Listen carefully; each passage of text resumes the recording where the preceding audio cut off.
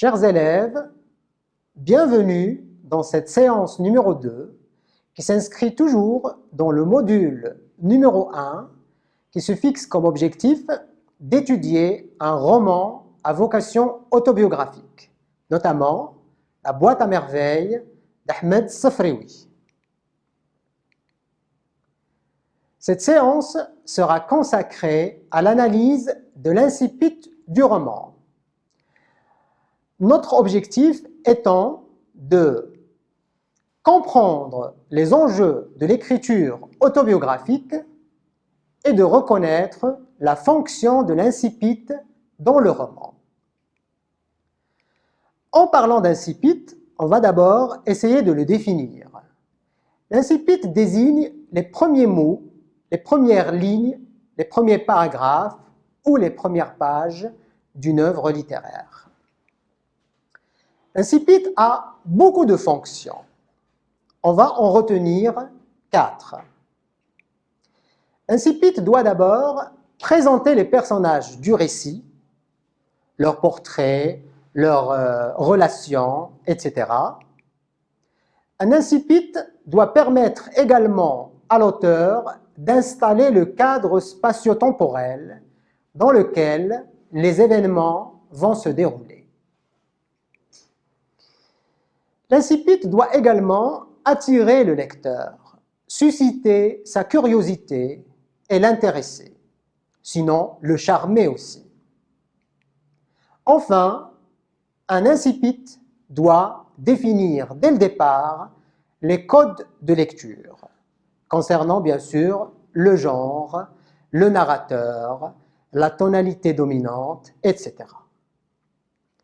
Alors l'incipit défini, on va essayer de voir aujourd'hui, est-ce que l'incipit de la boîte à merveilles répond à ces normes et ces fonctions qu'on vient de citer.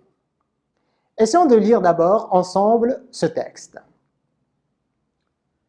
Le soir, quand tous dorment, les riches dans leurs chaudes couvertures, les pauvres sur les marches des boutiques ou sous les porches des palais, moi, je ne dors pas. Je songe à ma solitude et j'en sens tout le poids. Ma solitude ne date pas d'hier. Je vois au fond d'une impasse que le soleil ne visite jamais un petit garçon de 6 ans dresser un piège pour attraper un moineau, mais le moineau ne vient jamais. Il désire tant ce petit moineau. Il ne le mangera pas, il ne le martyrisera pas. Il veut en faire son compagnon. Les pieds nus sur la terre humide, il court jusqu'au bout de la ruelle pour voir passer les ânes et revient s'asseoir sur le pas de la maison et attendre l'arrivée du moineau qui ne vient pas. Le soir, il rentre le cœur gros et les yeux rougis, balançant au bout de son petit bras un piège en fil de cuivre. Nous habitions Dar Chouafa, la maison de la voyante. Effectivement, au rez-de-chaussée habitait une voyante de grande réputation. Des quartiers les plus éloignés, des femmes de toutes les conditions venaient la consulter. Elle était voyante et quelque peu sorcière. Adepte de la confrérie des Gnawa, gens de Guinée, elle s'offrait une fois par mois une séance de musique et de danse nègre. Des nuages de bonjoin emplissaient la maison et les crotales et les gambris nous empêchaient de dormir toute la nuit. Je ne comprenais rien au rituel compliqué qui se déroulait au rez-de-chaussée. De notre fenêtre de 2e étage, je distinguais à travers la fumée des aromates les silhouettes gesticulées. Elles faisaient tinter leurs instruments bizarres. J'entendais des you-you. Les robes étaient tantôt bleu ciel, tantôt rouge sang, parfois d'un jaune flamboyant. Les lendemains de ces fêtes étaient des jours mornes, plus tristes et plus gris que les jours ordinaires. Je me levais de bonne heure pour aller au Msid école coranique située à 2 pas de la maison, les bruits de la nuit roulaient encore dans ma tête. L'odeur du bon joint et de l'encens m'enivrait. Autour de moi rôdaient les Jnouns, les démons noirs évoqués par la sorcière et ses amis, avec une frénésie qui touchait au délire. Je sentais les Jnouns me frôler de leurs doigts brûlants. J'entendais le rire comme par les nuits d'orage. Mes index dans les oreilles, je criais les versets tracés sur ma planchette avec un accent de désespoir. Comme on a l'habitude de faire, on va commencer d'abord par identifier ce texte. Il s'agit d'un passage extrait de la boîte à merveilles, plus précisément des pages 3 et 4. Ce passage appartient au genre du roman autobiographique. La typologie dominante est à la fois narrative et descriptive. La tonalité est apparemment lyrique, vous l'avez constaté, et elle est quelque peu pathétique également. Enfin, pour la situation du texte, nous sommes encore au niveau du début du roman, donc il s'agit du texte d'ouverture ou de l'incipit, comme on l'a dit.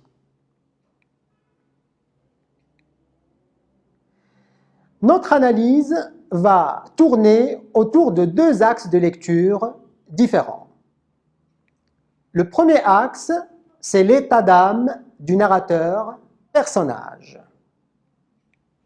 Et le deuxième axe tournera autour de la présentation du lieu d'habitation, à savoir la maison de Dar Shuwafa.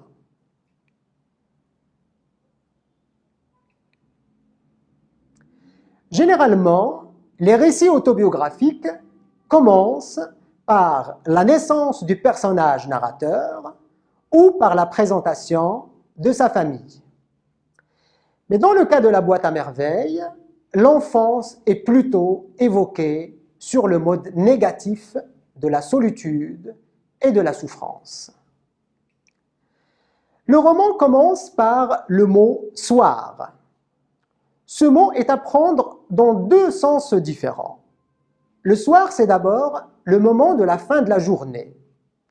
C'est un moment de quiétude, de calme, de tranquillité, de réflexion et d'autocritique, pendant lequel on porte un regard sur la journée qui vient de s'écouler. Mais le mot soir peut aussi, dans un sens métaphorique, être pris dans le sens de la fin de la vie. On dit d'ailleurs, il est dans le soir de sa vie, c'est-à-dire dans un âge avancé. À ce moment de sa vie, on a tendance également à porter un regard rétrospectif sur l'ensemble de sa vie ou sur une partie de sa vie, d'où le rapport qu'il faut mettre ici entre le mot soir et l'enjeu de l'écriture autobiographique d'Ahmed Sfraoui. La première personne est également très présente dans ce début de roman. D'ailleurs, la forme emphatique « moi, je ne dors pas » est très significative. Qu'est-ce que c'est que d'abord une forme emphatique ou une phrase emphatique? La phrase emphatique, c'est la phrase dans laquelle on met en valeur un élément important en l'isolant du reste de la phrase par apposition, par exemple, soit au début de la phrase, soit à la fin de la phrase, et on l'isole au moyen d'une virgule à l'écrit et au moyen d'une pause à l'oral. L'élément mis en emphase ici, c'est le « moi ». Et bien sûr, quand on parle d'autobiographie, les choses sont claires. Le « moi » est à l'honneur au début du roman. D'où donc l'enjeu de l'écriture autobiographique ici, mais également la tonalité lyrique qu'il faut prendre en considération, puisqu'elle se rattache également à la première personne je. Pour le système temporel, les verbes dans les premiers paragraphes, les deux premiers surtout, sont conjugués au présent. Je ne dors pas, je songe à ma solitude, j'en sens tout le poids. Et ce présent est un présent d'énonciation qui réfère plutôt au moment de l'écriture. On parle de 1952, Ahmed Sfrioui a 37 ans. Contrairement à cela, les deux derniers paragraphes du texte contiennent des verbes qui sont conjugués à l'imparfait. J'entendais, je distinguais, je ne comprenais rien. Et ce temps de l'imparfait renvoie au moment des événements racontés. Et là, nous sommes en 1921. Sidi Mohamed a 6 ans. Donc, nous sommes face à un va-et-vient entre un narrateur adulte et un narrateur enfant.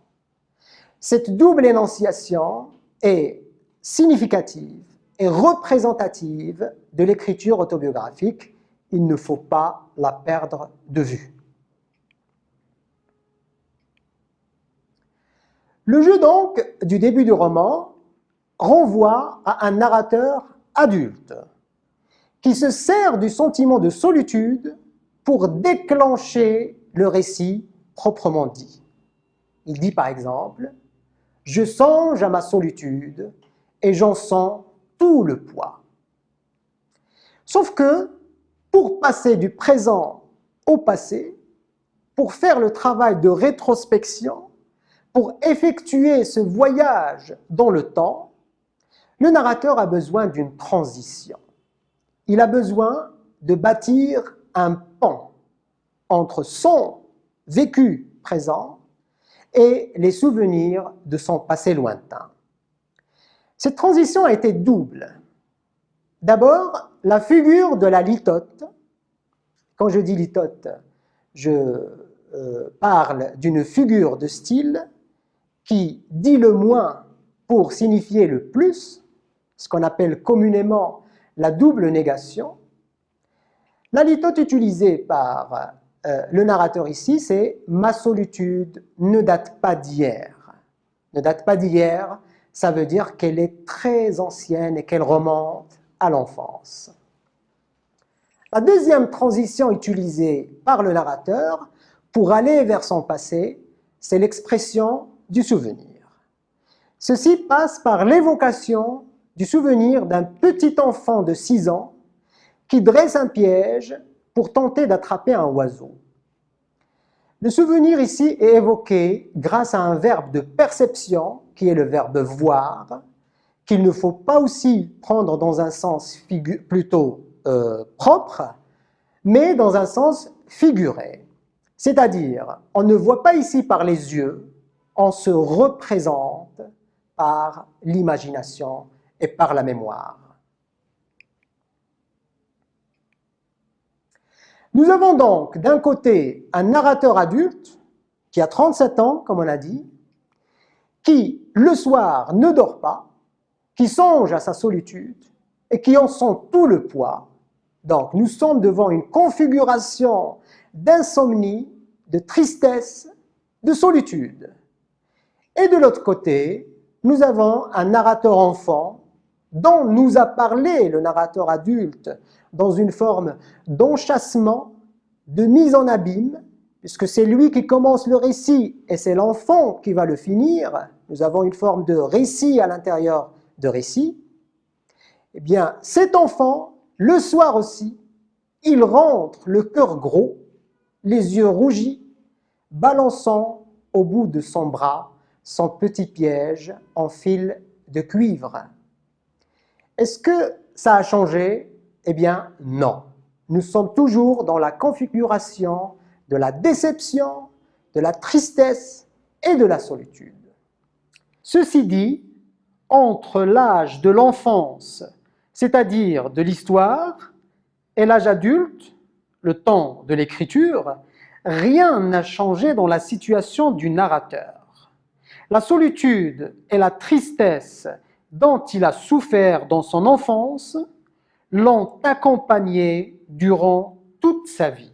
On peut voir cela d'ailleurs à travers le champ lexical de la souffrance. Je ne dors pas, je songe à ma solitude, j'en sens tout le poids, le cœur gros, les yeux rougis, etc. Ceci, bien sûr, justifie le recours à l'écriture autobiographique, puisque c'est le seul moyen pour Ahmed Sfriwi de comprendre d'abord la raison de sa solitude, de l'égayer par la suite et surtout de pouvoir la surmonter. Abordons maintenant le deuxième axe de notre analyse, la présentation du lieu d'habitation. Les événements se déroulent dans la maison de Dar Chouafa, une habitation collective, ce qu'on appelle le riad. Ce sont des maisons à ciel ouvert qu'on retrouve dans les cités impériales comme Fès, Marrakech, etc.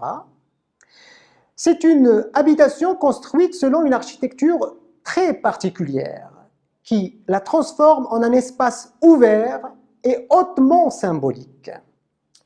Essayons de découvrir de l'intérieur cette fois cette maison dans laquelle va se dérouler le récit.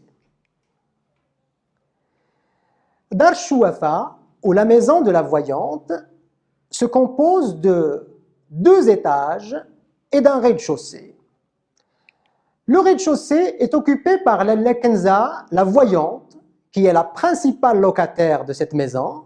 Elle occupe 2 pièces. La première pièce pour vivre et la seconde pour recevoir les femmes qui viennent des quartiers éloignés pour la consulter. Le premier étage est occupé par Driss Al-Ouad, sa femme Rahma et leur fille Zineb. Ils occupent une seule pièce. Le deuxième étage est partagé entre 2 familles. La famille du narrateur, Ma'alem Abdeslam, sa femme Lalla Zoubida et leur enfant Sidi Mohamed qui occupent une pièce. Et dans le vis-à-vis, il y a Allal le jardinier et sa femme Fatma Bziouia qui occupent une pièce également.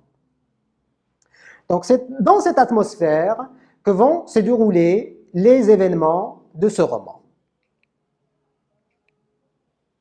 Il s'agit donc d'un lieu de résidence collectif qui s'ouvre sur un patio commun et tout le monde peut voir tout le monde peut écouter tout le monde et les paroles traversent facilement les murs. Cette construction s'organise à la manière d'une halqa, c'est-à-dire ce spectacle que l'on donne dans des places publiques à l'image de la place Jama al-Fna à Marrakech, c'est-à-dire une disposition circulaire, ouverte, qui permet au jeune héros de recueillir sans bouger de sa place, à partir de chez lui, toutes les informations nécessaires à l'élaboration de son récit. Et j'imagine mal comment Sidi Mohamed aurait pu nous raconter tous ces petits détails s'il occupait avec sa famille, par exemple, le rez-de-chaussée. Prenons par exemple la séance de musique et de danse nègre pour illustrer notre propos. Lors de ces séances données par la voyante, et depuis sa loge au 2e étage, le narrateur fait appel à tous les sens pour nous décrire cette scène fantasmagorique et extravagante. D'abord, le sens visuel est mobilisé lorsqu'il nous dit « Je distinguais à travers les aromates les silhouettes gesticulées ». La sensation auditive est également présente lorsqu'il nous dit « J'entendais les youyous ». Il y a également le sens olfactif dans la phrase suivante « L'odeur du benjoin et de l'encens m'enivrait ». Et puis à la fin, le sens tactile, lui aussi, est présent. Écoutez cette phrase je sentais les genoux me frôler de leurs doigts brûlants. Alors, l'emplacement stratégique de la chambre du narrateur et de sa famille, au deuxième étage, lui permet d'avoir un regard global, un regard indiscret sur l'ensemble de la maison. Il est pratiquement au courant de tout ce qui se passe dans la maison de Dar Chouafa. D'abord, il assiste au rituel de la voyante et cette pratique un peu sorcière dans le rez-de-chaussée.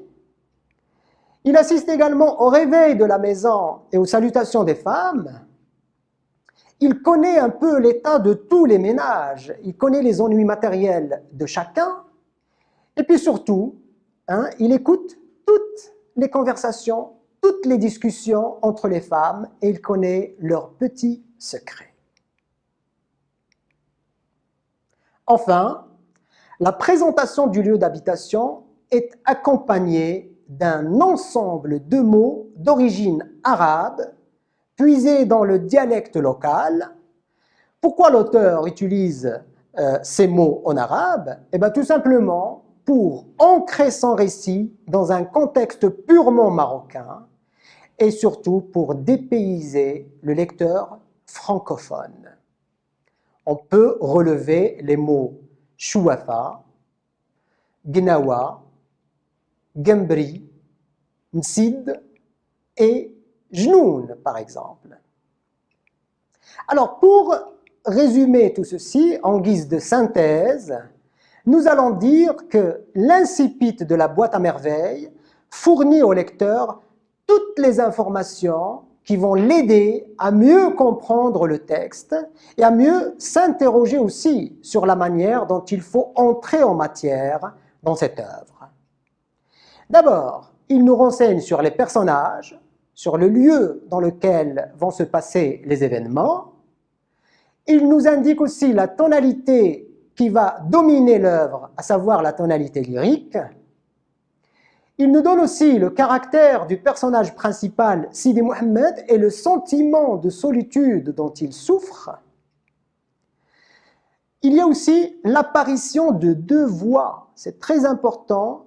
Dès le début du roman, on fait la différence entre les deux voix. Celle qui relate les faits antérieurs et celle qui les commente au moment de l'écriture. Et surtout, cet incipit nous offre aussi des horizons d'attente, puisqu'on se pose des questions suite à la lecture de ce texte. Le héros, par exemple, resterait-il ainsi? Ou chercherait-il à créer un autre monde pour se sentir moins seul?